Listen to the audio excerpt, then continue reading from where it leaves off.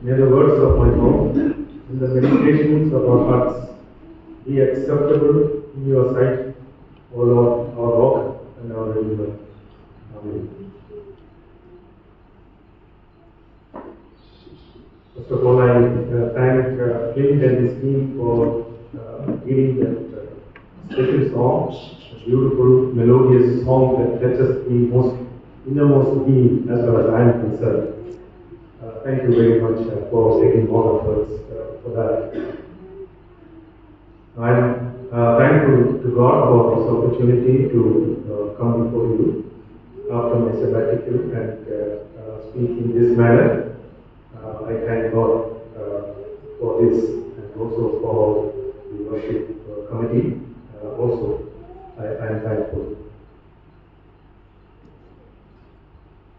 Now, I wish to extend a little further the theme given for this year, a journey towards wider ecumenism. And I wish to focus on that theme and extend it and further deepen it and fine-tune it as a journey as a passerby. This is in continuation with our children's JPF Sunday theme, Let Us Go, Journey with Christ. It's a broad one, which is linked to this, but I want to still further deepen it and widen it from the gospel passage that is read before us, Mathew chapter 20, verses 29 to 34, journey towards wider ecumenism as a passerby, or to be more precise, have the mind of a passerby, which is a theme I believe which is important in the Gospels, especially in the teachings of Jesus. Unfortunately, that is a neglected theme. I do not know why. Let me begin with an Urdu couplet. Some of you may be familiar with that, by Akbar Allahabadi, an Urdu poet from Prayagraj of Allahabad, where I stayed for 5.5 years. His couplet goes like this: Bazaar se gujra hu, kharidar nahi hu. Which means, I passed through the market, but I have not come to buy. This couplet resonates with the theme today, and I think it is partly influenced by Buddhist teachings and some of the Indian traditions that are behind it, which I don't want to go into more detail. So this couplet actually takes us to the theme, have the mind of a passerby. I wish to meditate with you maybe for next few minutes. I will not keep you long. Some three aspects of this passerby theme that we find in this passage. Why should we be passerbys? First of all, Jesus is a passerby. It is a Christological basis. That's what we see in this passage. Jesus is passing by. And many times the Gospels use different terminologies for this. I'm not going into the details of that. But what we find is that Jesus, who all the time traveling, passing by, journeying, and Jesus is present in the Gospels as a wandering, homeless preacher and healer, as we all know. And he said, foxes have holes and the birds of the air have nests, but the Son of Man, that is himself, has nowhere to lay his head. He was a homeless person, very, very clear. He did his ministry out in the fields, out in the seashores, on the highways and byways where people are, just journeying, traveling all the time. He did not have a home of his own, as we know. He left his parents and his own relatives, choosing the life of a wandering preacher and healer. And not only that, he identified identified himself with the nobodies in the society, in his travels, in his wanderings, as a homeless preacher and healer. He identified with common people so much so that a modern theologian says he was a common man, just a common man among the common people. That's how he put it. I think that is very true in the Gospels. All through his journeys he traveled, as I mentioned, and during his travels, his journeys, he ate and chatted with all kinds of people. That was also another specialty that goes with that, especially the poor, the marginalized, the neglected, the excluded, the downtrodden, the nobodies in the society. Now, the immediate context of this passage also throws some light on this theme. That is, that we all know the passage, which contains the theme of the mission motto of UTC, not to be served but to serve. Chapter 20, verses 22 28. I think we all know what the passage talks about. The passage is not the mother's request as some Bibles put as a heading. The passage is about our struggle. The struggle for leadership. I think this is the struggle for leadership in UTC also, I think. So, for leadership, that's to be precisely. Two disciples, James and John, wanted to sit on the right and the left of Jesus when he comes in his glory, in his kingdom. In other words, if I put it in today's terms, number 1 and number 2. And Jesus' reply is very interesting, that reverses. And some would say that this is romanticizing without knowing the context. As many of Jesus' teachings appear to be romanticizing many times to some.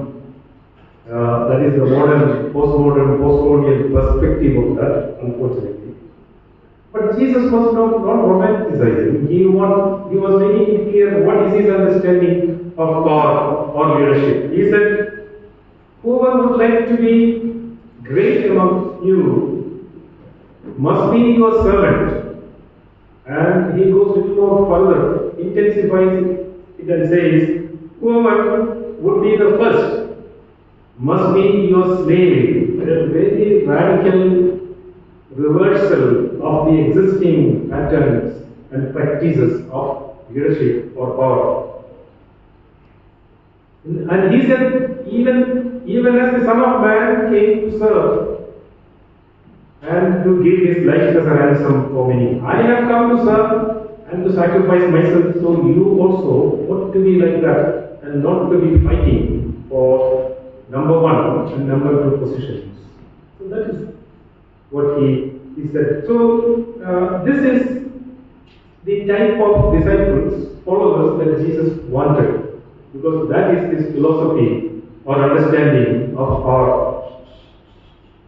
So Jesus, the journeying Jesus, the traveling Jesus, who is always on the way, he was teaching new ways of seeing, new ways of organizing a society or a community, and new ways of exercising leadership, new way of seeing and new way of living. That was what was teaching. That's what we find here. And he was also killed out in the open on a hill, crucified publicly. And in the final teaching of Jesus, also we find the same, something similar. Jesus the Passerby. The neglected passage again in Mathew chapter 25, 31 to 46, the teaching about the judgment, final judgment. Jesus says that don't end up waiting every time and expecting that Jesus is going to come, parousia. Instead, he teaches that I am always coming. Jesus who passes by in our midst, just in the guise of the sick, the hungry, the thirsty, the prisoner, the stranger, the nobodies in the society. He comes, he passes by. The only thing is that some see, some do not see. And those who reach out to this Jesus who passes by as a passerby, in the guise of the nobodies, the subalterns of the day, and then he will be accepted by God. That is a very radical thinking again. That is why we don't hear it quite often. And more importantly, that is even make the criterion for acceptance. Nothing else. Non-religious affiliation and nothing else except the acceptance of this Jesus who passes by in our midst in the guise of these nobodies, the most marginalized and the most oppressed in our midst. They, if I put it even more precisely, and they only will be saved, not others. Not all those who claim to be born again or saved. It is this criterion alone that applies. And this, as I hinted earlier, this passerby theme is also an important theme in Buddhist teachings. In Buddha, Buddha is presented as Pampajita, the one who is vanished, one who is gone out, one who is self-exiled. Who Buddha and his monks demonstrated that they are people who are self-exiled ones, and showed it in their clothing, in their eating habits, in their livelihood, in their way of lifestyle, way of life. In all ways, they exhibited a new way of life as the self-exiled ones. Of course, against the grammatical, sacrificial system and the priesthood of his times. And they were also looked down upon. They were also made fun of and ridiculed all the time. Now, the second thing I wish to focus on this passerby theme, the task of the passerby, that is identifying with the subalterns. This is what we see here in this passage. That is actually the main focus in most of the verses. As Jesus and his disciples are going out of Jericho, two visually handicapped people were sitting on the roadside, presumably for begging, though it is not clearly stated here. Just outside the city of Jericho, on the periphery, again on the road. And when they heard that Jesus is passing by, paragon, that is the term that is used. Jesus, as he was passing on, they heard it and they started shouting, "Lord, have mercy upon us, Son of David." Two theologically loaded terms are used, Lord and Son of God. That is the only thing they knew from the popular theology of that time, of course, by hearing others. And they were rebuked, they were suppressed, they were asked to be silent, but they shouted all the more, "Lord, have mercy upon us, Son of David." So these people could not be silenced by the crowd. They were outside the pale of religion in every way. They could not be admitted. They could not go into the temple because there were clear instructions regarding that, according to the purity pollution system of Judaism. And also the scripture clearly said, repeated many times, "The blind and the lame shall not enter into my house," which is interpreted as the palace first, and they later on applied to the temple. So they were outside the religious rituals, the sacrificial system, and the temple, the priesthood, and so on, no doubt about it. But Jesus, the passerby, stops. He stops to listen to these people. And then he asks, "What do you want me to do for you?" I think that's a very important question that Jesus asked to these. Jesus, the passerby, does not impose his own agenda, his own ideas on those people who are begging for help. He wanted to know precisely, what do you want me to do for you? In other words, Jesus was trying to learn from the subaltern. Learning to learn from the subaltern is principle that Jesus used. And then unlearning his own privileges as a Jew, as somebody who belonged to the mainstream, and of course as a preacher, healer, and as a Christ. So Jesus did not impose his own view, his own agenda, his own mission agenda. Oh, you are blind, I am going to heal you. No. What do you want me to do for you? I think that's an important question to ask missiologically today also. So Jesus the Passerby was sensitive to those people suffering in our communities, in his community. And those who were most marginalized, and most of us economically, religiously, socially segregated, excluded, and impoverished in every manner, they were the most oppressed, no question about it. So Jesus, the Passerby, identifies with these people, with the subalterns of his day, and he showed his solidarity with them, and he becomes a catalyst in their liberation, collaborating, cooperating with them, and healing them, of course, here. And we are told Jesus was moved with compassion, another important word, term that is used, lightning zomai, which is actually a very, very powerful terminology that the Greeks believe that the emotions are actually centered in the stomata, in the bowels. So it is actually a movement of the bowels, very strong emotions. So Jesus was a compassionate person, no doubt. It's very clearly stated. And Mathew 9:36 also says that when he saw the crowds, he was moved with compassion because they were harassed and helpless. And many other places also we find Jesus the compassionate one. So that is the compassionate Passerby. And that was the task of Jesus to the marginalized people in those days. But for me, that is something that is commonly understood, commonly interpreted. But one thing that is not commonly interpreted is Jesus touching. He touched these visually handicapped people and healed them. He would have healed them without touching. But he touched, I call it haptic strategy of Jesus. That was actually a protest against the purity system.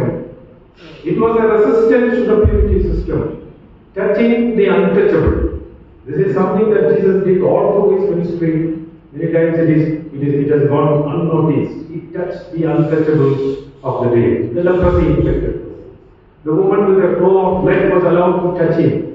Dead bodies he touched. All these were against the purity system of his day, which was unthinkable all those days. And instead of impurity passing on to others, it is Jesus' purity passed on to others and made them pure, made them whole. So touching of Jesus was actually a subversive act. Compassion is quite normal, as they say in the North. It is mamuli stuff. But to touch is more serious. It is more subverting the existing patterns and practices of the day. It was a touch against the purity pollution system of Judaism that segregated people, excluded people, impoverished people, and made them more oppressed and more marginalized. So Jesus' touch was not only for physical healing, it was also social healing. I think that's again another thing to be noted. Here we see Jesus' complete identification with the most oppressed and the most suffering people of his day, the subalterns of the day. The touch of Jesus was the tangible and the visible expression of his solidarity, deep solidarity with the subalterns of his time. Now, thirdly, how do we have this mind of a passerby? By joining a passerby community or people of the way. This is the ecclesiological basis. So first I talked about the Christological basis, then the missiological basis, and now the ecclesiological basis. The healing blind men followed Jesus. And in Mark's, the parallel text says they followed him on the way. Now, they became part and parcel of a passerby community, which Jesus demonstrated through his life. This passerby, Jesus invited people to follow him, to deny themselves, take up the cross, and follow him, as Jesus made it clear in Mathew 16:24 and parallel, where it says, if anyone would like to come after me, let him or her deny his or herself, take up the cross, and follow me. It is indeed a call to lead a completely unselfish life, denying one's own self, which is the most difficult thing in the call, radical call of Jesus, but he did that. And to follow him on the way, follow the way of the cross. And interestingly, the earliest followers of Jesus were also called people of the way. In Acts 9:3, you read it very clearly. And in Kerala, even today, there are some Christians who are called the people of the way. And some of us who hail from Kerala would know. They are called the Margakar, or people of the way, who are actually the descendants of Thomas of Cana. And in Kerala, they are called Cana Christians or Cana Christians. Having their own songs, the Margam Patu, and having their own place, that is Margam Kali. So these is actually reminds us of the early Christians and Jesus' disciples who were called the people of the way. And Jesus himself also claimed, I am the way. So that's an interesting thing that has to be pursued. But I don't find much work on that area. There is an Old Testament background for this, as we know. This is the life of the people of the wilderness in the wilderness on the way for 40 years. And what is the most interesting thing when the people of Israel were in the wilderness for 40 years is the direct revelation of God. Day in and day out, God was present in their midst, visible, tangible for them. But once the settlement came, when the temple came, the priesthood became more prominent. Then God appeared only once in a year in the Holy of Holies, in the temple, to the high priest. So God's revelation was more evident, more frequent, more clear, direct during the wilderness years. So that is why Walter Brueggemann, an Old Testament scholar, talks about the temple tradition and the tent tradition. And interestingly, thing to be noted is that it is the Old Testament or the Israelite religion, Old Testament students would know, is actually centered on this tent tradition, not temple tradition, because the festivals, Passover, the tabernacles, the festival of tabernacles, and even the festival of Pentecost are closely associated with their time in the wilderness. So that is the heart of the Jewish religion. And the New Testament also continues that tradition of the tent tradition. So this Passerby tradition also belongs to that tent tradition.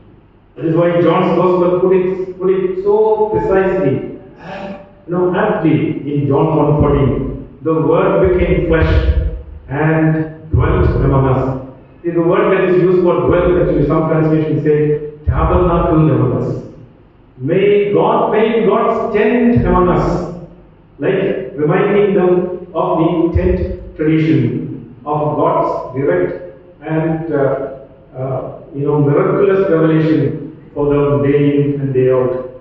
So the New Testament also agreed with that, and this is reflected in many other traditions of the New Testament. I mentioned 2 or 3. In Philippians 3:20, Paul says, our citizenship, our commonwealth is in heaven. And John's Gospel also makes it little more elaborate when John says that Jesus and his disciples are not of this world, although they are in this world. And at the same time, 1 Peter 2:11, Christians are called aliens and exiles in this world.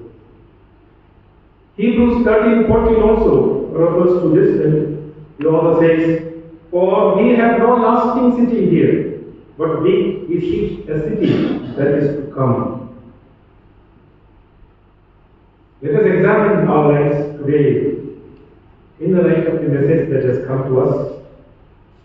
What do we think of Christ, our mission, and also ourselves as a church?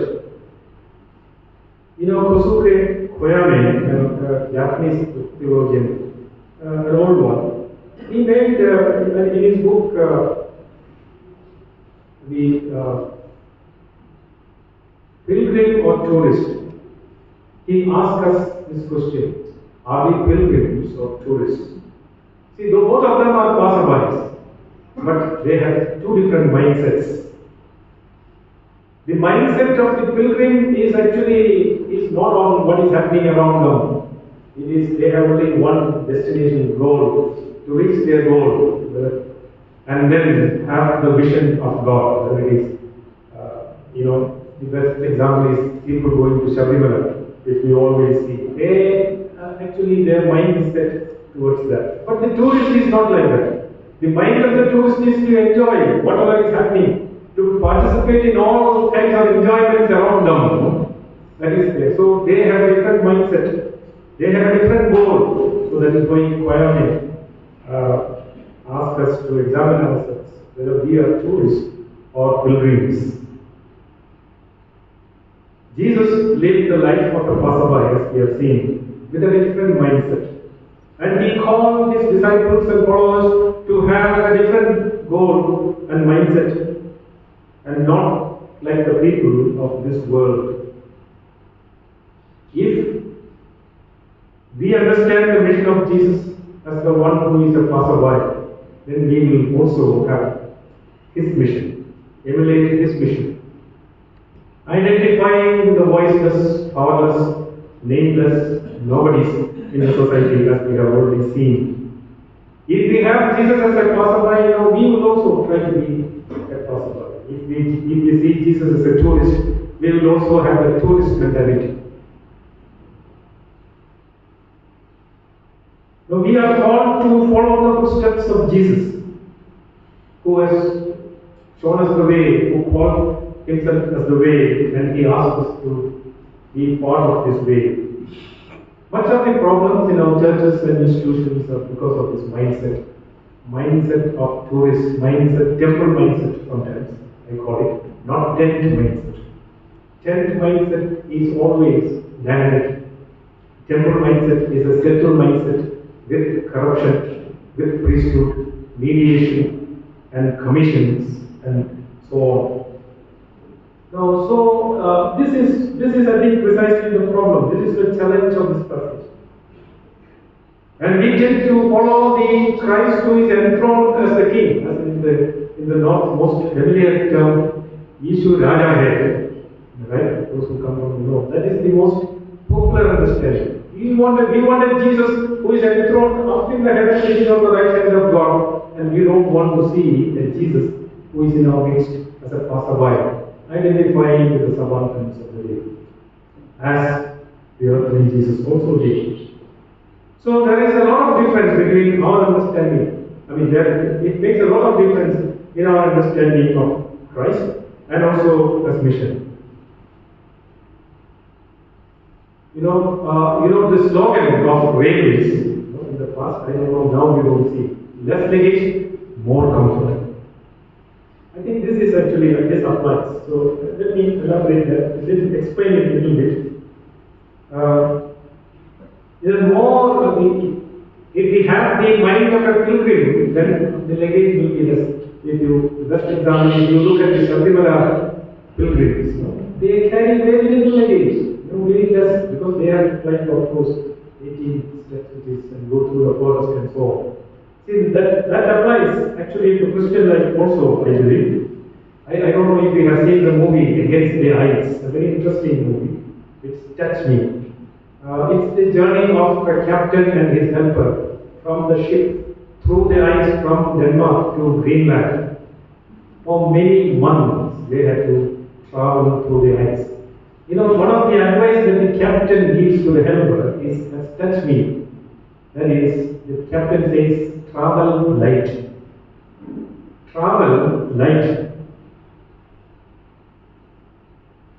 You know, if we travel light, then we will be able to travel better. And we will reach our destination in a better manner. The author of Hebrews also tells us something similar, that let us lay aside every weight and sin and run the race with perseverance. And again, let us look unto Jesus, who is the author and finisher of our faith, who lived as a passerby with the common people, among the common people, in order to make a passerby community that identifies with God. As Jesus told Pilate, my kingdom is not of this world. A most often misunderstood statement. What Jesus said was, see, the patterns and practices of the kingdom of God is not like the patterns and practices of the Roman Empire. And of course, Pilate, the Roman governor, could not understand that. And Paul in Romans 12:1 also exhorts something similar. And he says, do not be conformed to this world, but be transformed by the renewal of the Spirit, and so on. Jesus the passerby beckons us to join him in completely identifying with the subalterns, the nobodies in the society, and become somebody, a passerby like Jesus, because Jesus also came as a passerby, came to serve and to sacrifice his life for others. May God enable us to be a passerby like Jesus, who completely identified his life with the subalterns of the day, and may God be with us in that endeavor.